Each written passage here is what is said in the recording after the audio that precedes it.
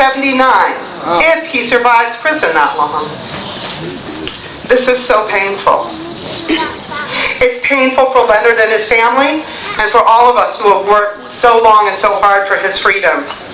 The time has long since passed to set right this terrible injustice.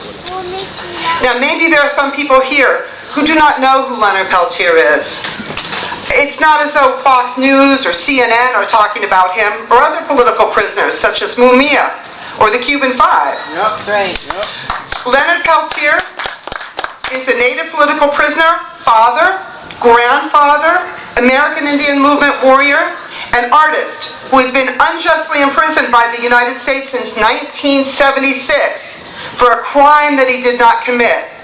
Many of you here in the crowd today were not even born yet in 1976. Imagine being in prison all those years.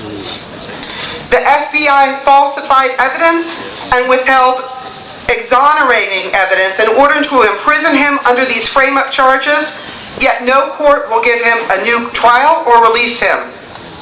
If you don't know about his case, I urge you to educate yourself by going to whoisleonardpeltier.info and getting the facts. Leonard's Defense Committee has renewed its call for an executive review of the Peltier case by U.S. Attorney General Eric Holder. And you can get more information about this later today when our friend John Gallagher from the Rhode Island Support Group will have a table out by the social hall. From Leonard Peltier to National Day of Mourning. Greetings and hokahe. I would request that everyone who can to stand up for a few moments. Stand up for our ancestors. Stand up for our children. Stand up for our country.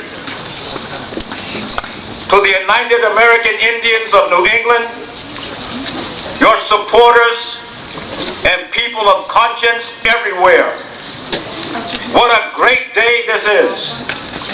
It's always good to see our people come together as one mind, especially at this time. As we have seen for generations, this week and month, American schools will be teaching students the myth of the Pilgrims and Indians celebrating the first Thanksgiving.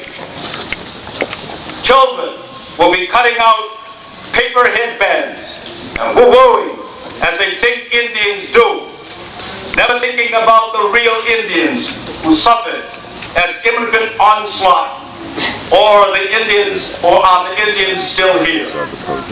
The process continues the Americans' bad habit of ignoring or falsifying their own history. I know it is easier to teach a fairy tale than to teach that the first Thanksgiving was a celebration of the massacre of defenseless Indian people. But facts are facts, and this country needs to get them straight. Woo! American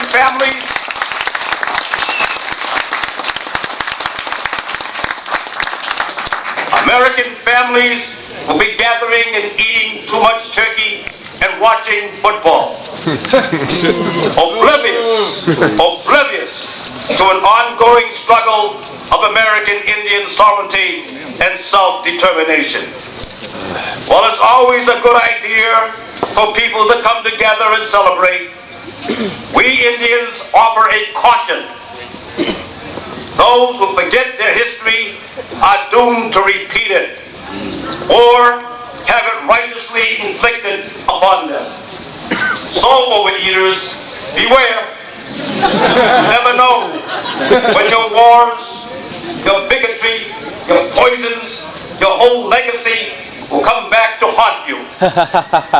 While you gorge yourself, we will commemorate today as a day of mourning and fasting for our ancestors in our land. We know the observation comes before the feast.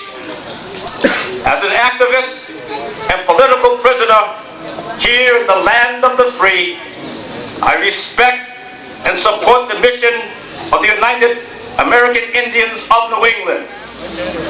You, as well as the American Indian movement and Indian people of various organizations, have pursued honorable goals, even when you got beaten and oppressed for doing so. We as Indian people must never let this country or the world forget that we were here in your area, specifically Wampanoags, Narragansetts, and others flourished in harmony with the land and the sea. We thrived. We welcomed outsiders, and they survived only through our generosity.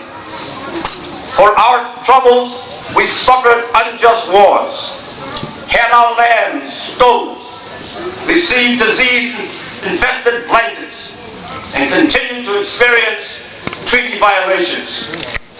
You are at ground zero of our genocide. You are zero. Even now they're trying to talk over him. I know you will never forget or allow others to forget the real history of America. Let them sit on Plymouth Rock until they see the errors of their ways. Stay united. Stay committed to the struggle. Never give up the fight. We were here. We are still here. We'll always be here. Shout it out with me. Hoka-hey, hoka-hey, hoka-hey, hoka-hey. Yayuko Oyasin, in the spirit of Crazy Horse. Let it touch you.